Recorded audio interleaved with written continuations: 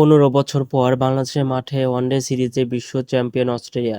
মিরপুরে প্রথম ওয়ানডেতে টস হেরে ব্যাটিংয়ে নামে টাইগাররা।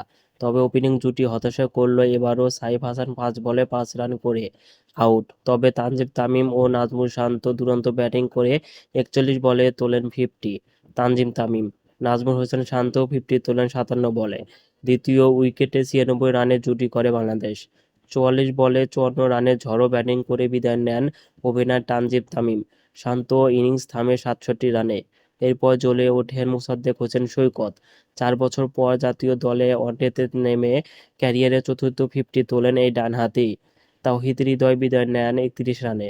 মোসাদ্দেক এক প্রান্তে ক্যারিয়ারের সেরা 70 বলে 86 রানে অপরাজিত ছিলেন। অতীতের বিপক্ষে 50 ওভারের শেষে বাংলাদেশে তোলে 8 উইকেটে 284 রান।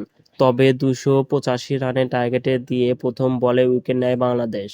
তাসকিন উইকেটের শিকার, ম্যাথিউ শটে গোল্ডেন ডাক, পরে ওভারে মোস্তাফিজুর উইকেট শিকার।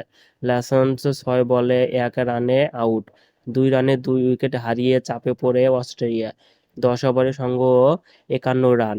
11তম ওভারে নাহিদ রানায় ব্যর্থ অধিনায়ক জস ইংলিশ 25 বলে 19 রানে আউট।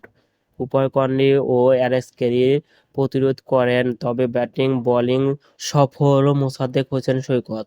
কুপার কর্নি 50 বলে 35 রানে আউট। 25 ওভারে অজিতের সঙ্গে 4 উইকেটে 113 রান। বাকি 25 ওভারে দরকার আরও 172 রান। এরপর নাহিদ রানায় পেছে অসহায় অস্ট্রেলিয়া। অ্যালেক্স ক্যারি 47 রানে আউট। ব্যাটিংয়ে ধস নামে সফরকারীদের। 140 রানে 8 উইকেট হারিয়ে ম্যাচে ছিটকে যায় অস্ট্রেলিয়া। নাহিদ রানায় 4 উইকেট শিকার।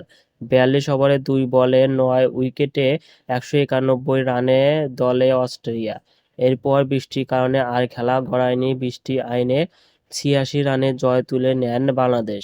21 বছর পর অতিথিদের বিপক্ষে প্রথম ওয়ানডেতে জিতল বাংলাদেশ।